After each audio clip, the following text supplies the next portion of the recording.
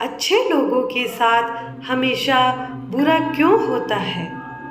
शास्त्रों में कहा गया है कि हर व्यक्ति को अपने अच्छे और बुरे कर्मों का परिणाम भुगतना होगा। नेक कामों से अच्छे फल मिलते हैं और बुरे कामों से बुरे फल मिलते हैं। हमें अच्छे और बुरे दोनों कामों का परिणाम भुगतना होगा। भगवान श्री कृष्ण ने भगवत गीता में कहा कि कर्म की गति को समझना आसान नहीं है। इसका अर्थ यह है कि यह समझना बहुत मुश्किल है कि किस जन्म में हमने क्या किया है और उसका क्या फल मिलेगा। यह संभव है कि आपने हजारों जन्मों पहले पाप किया होगा, जिस पाप के कारण आज आपके साथ इतना बुरा हुआ है। इसके अलावा आप शायद अनजाने में कुछ गलत किया हो जिसके बारे में आपको पता नहीं है। क्या धोखा देकर किए गए पापों का परिणाम मिलता है? कर्म का सिद्धांत सटीक नहीं है, चाहे आप जानबूझकर करें या अनजाने में। अगर आप कुछ गलत करते हैं तो आपको उसका फल अवश्य मिलेगा। शास्त्र कहते हैं कि अगर आप अचानक आग को छुएं तो आपका हाथ जलेगा ही।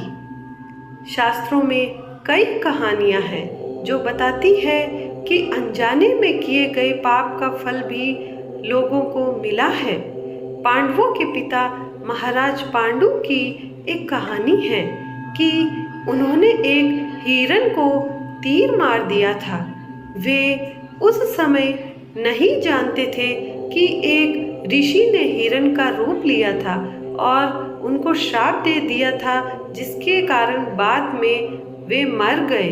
शास्त्रों के अनुसार क्षत्रिय राजाओं को शिकार करने की अनुमति थी और हिरण को मारना कोई पाप नहीं था, लेकिन पांडु को पता नहीं था कि वे एक ऋषि थे, इसलिए उन्हें इतना बुरा श्राप मिला कि वे मर गए। पाप से बचने के लिए क्या करें? श्रीमद् भगवत गीता में भगवान कहते हैं कि कर्म और उसके फलों को समझना बहुत कठिन है, लेकिन प्रत्येक व्यक्ति अपने कर्मों के फल अवश्य प्राप्त करता है। श्रीमद् भगवत गीता के अध्याय 18 में भगवान श्री कृष्ण ने कहा कि सभी कर्मों को छोड़कर मेरी शरण में आओ और मैं तुम्हें सभी पापों से मुक्त कर दूंगा।